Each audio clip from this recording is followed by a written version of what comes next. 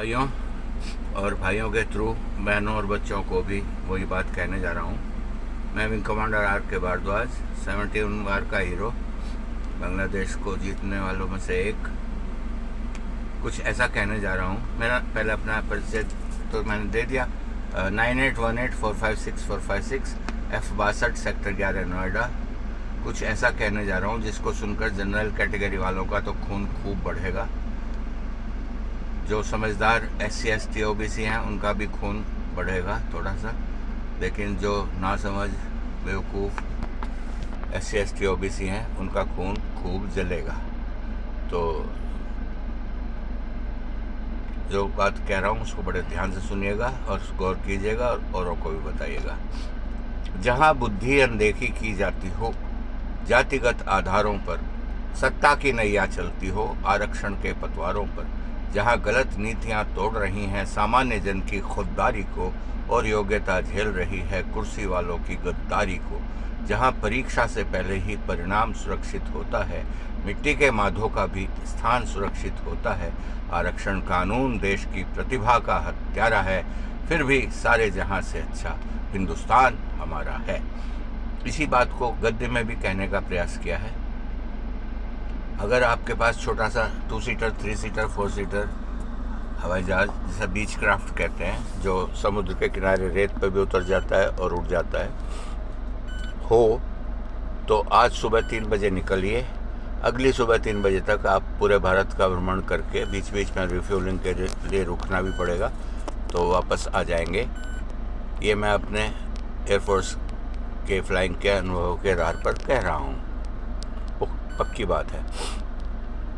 तो कहीं तो आपको सर्दी मिलेगी, कहीं गर्मी मिलेगी, कहीं बारिश हो रही होगी, कहीं बर्फ़ गिर रही होगी, कहीं पतझड़ होगा, कहीं वसंत ऋतु खिली हुई होगी। तो पूरी दुनिया में अगर कोई देश ऐसा है जहाँ एक ही दिन में सारी ऋतुओं का मज़ा लिया जा सकता हो, तो सबसे न्यारा, सबसे प्यारा, हमारा सबसे अनोखा भारत देश है। तो इसके लिए मैं यूथ को, चाहे वो लड़के हों लड़कियां हों, उनको मैं विनती करता हूं कि विदेश जाने का क्रेज़, जिसको हिंदी में पागलपन कहते हैं, छोड़ें। अपने देश में ही सब कुछ है। खुद भी आगे बढ़ें और देश को खूब ऊंचा उठाएं। भारत माता की जय, वंदे मातरम। अब 2 लाइन का अगर उर्दू में कहा जाता है तो उसे शेर कहते हैं, 2 लाइन का हिंदी में दोहा कहलाता है। तो मैं जब ये आपने 2 बातें सुन ली तो एक शेर और एक दोहा भी सुन लीजिए। मेरा अपना चुराया हुआ नहीं, मेरी कोई भी बात चुराई नहीं है, दिल से निकली हुई बात है। तो जहाँ ये स्याह दौर, पहला शेर ही सही, ये स्याह दौर यानी नरेंद्र तेली उर्फ मोदी का दौर, ये स्याह दौर अब बहुत जल्द ही ख़त्म होगा। तो फिर कौन सा दौर आएगा?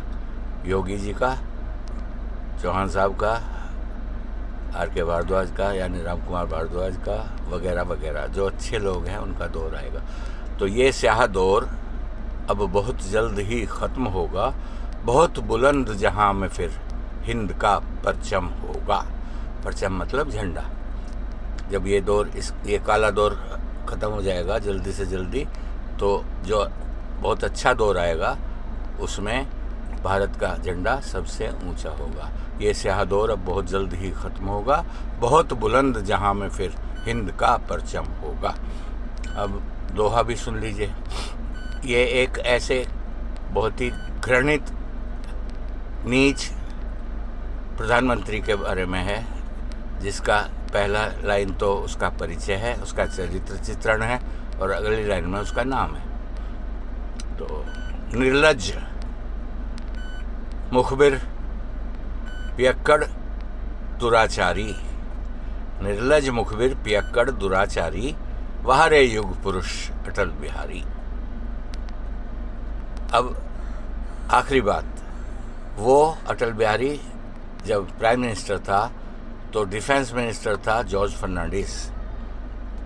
ये दोनों ही एक ही कैटेगरी के थे, और भगवान ने निश्चय किया था कि इनको यहाँ से धरती पे से उठाने के बाद सीधे सबसे भयंकर नरक में हमेशा के लिए भेज दिया जाएगा।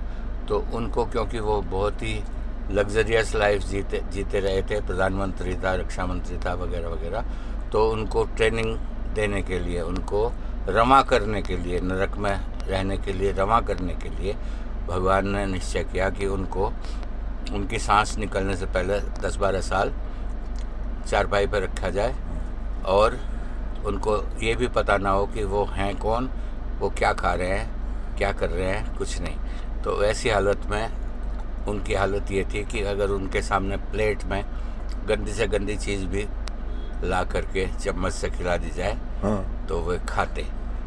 तो ऐसे दोनों घृणित व्यक्तियों का भगवान ने सही उनके लिए निर्णय लिया कि उनको घोर रौरव नरक में शेष आगे के हजारों साल वर्षों तक वहीं रहना होगा। इसलिए उनको अच्छी से रमा करके उस ट्रेनिंग दे करके नरक में रहने की उनको यहाँ से भेजा गया। भारत माता की जय, वंदे मातरम।